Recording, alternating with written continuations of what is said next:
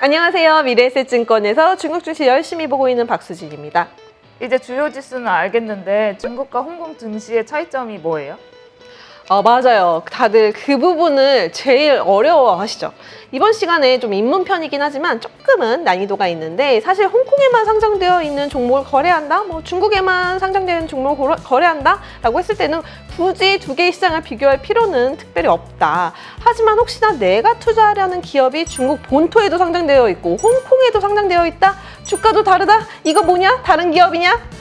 이런 것들이 가장 궁금했던 점일 겁니다. 사실 각 시장의 차이점은 굉장히 많죠. 나열해보자면 상장 제도부터 투자자의 거래 조건부터 상하한 제한폭, 상한가 있냐 없냐, 그리고 투자자의 구성이라든지 배당 시스템, 굉장히 여러 가지 요소가 많이 다릅니다. 이때부터 혼란에 빠집니다. 자, 이해를 제가 좀 더 쉽게 하기 위해서 우리 또 많이 알고들 계신 비아디를 예를 들어서 설명을 해드릴게요. 이제 차트를 보면 주가의 방향성 자체는 비슷한 것 같은데 비아디, 중국에 상장되는 비아디는 어제 종가 6월 13일 종가 348위안, 홍콩에 상장되어 있는 비아디는 308.2 홍콩달러.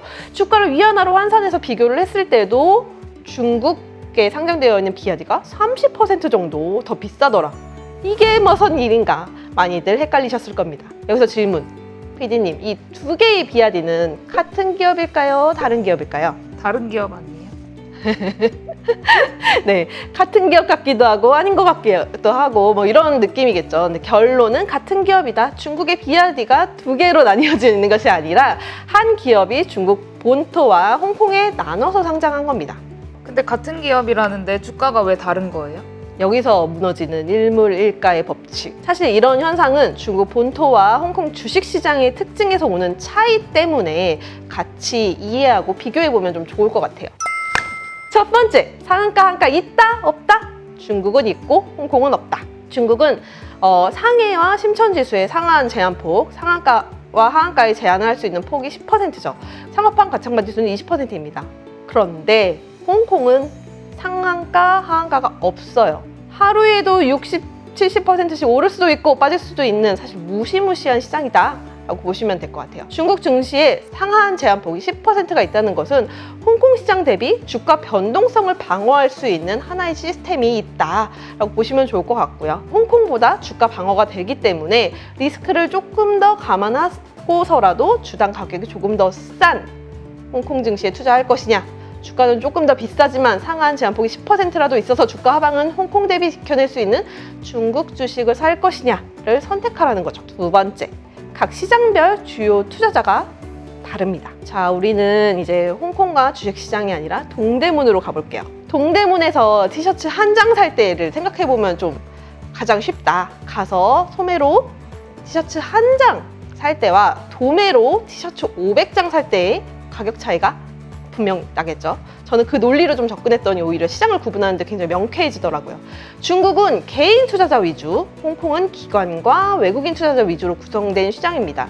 중국 주식은 모든 주식이 100주 단위로 매매가 가능하고 홍콩은 종목별로 다 달라요. 50주 단위도 있고 1000주, 2000주, 500주 모두 단위가 다르다는 점. 근데 한 번에 1000주, 2000주씩 사려고 하면 어때요? 피디님, 돈 많아요? 그만큼 홍콩 시장의 주요 투자자가 기관이나 외국인들이 많기 때문에 그들의 거래 단위는 당연히 개인 투자자보다 크겠죠. 한 번에 1000주, 만주씩 사준다는 투자자가 있으면 당연히 할인을 해줘야 한다라는 것이 글로벌 인지상정이다 라고 보시면 좋을 것 같아요. 그렇기 때문에 가장 일반적으로는 같은 기업이더라도 중국 본토보다 홍콩 주식이 조금 더 저렴하게 거래되는 것입니다. 분명 그렇지 않은 기업도 있지만 가장 일반적인 관점에서 말씀을 드리는 거고요. 분명 각 시장 간에 당연히 개인 투자자, 기관 투자자, 외국인 투자자가 다 골고루 구성되어 있지만 시장 투자자의 주체 비중에 따라서도 주식이 싸고 비싸질 수 있는 요소다라는 점을 꼭 기억하셔야 합니다. 여기서 마지막 정리. 중국 본토가 더 좋은지 홍콩 증시가 더 좋은지에 대해서는 정답은 없습니다. 결국 장기적인 방향에서의 주가 방향성은 일치한다. 그 부분을 인지하고 거래한다면 투입되는 자금의 규모도 조금씩 배분하실 수 있을 거고요. 각 시장의 특성을 고려해서 선택해야 한다는 고민도 필요하다라는 점을 강조드리고 싶습니다. 그럼 이제 입문편 끝인가요? 피디 선생님, 우리 아직 후강통, 성강통, 강구통 들어보셨나요? 그거 아직 남았어요. 외국인들이 투자할 수 있는 시장에 대해서 조금 더 공부해 볼게요.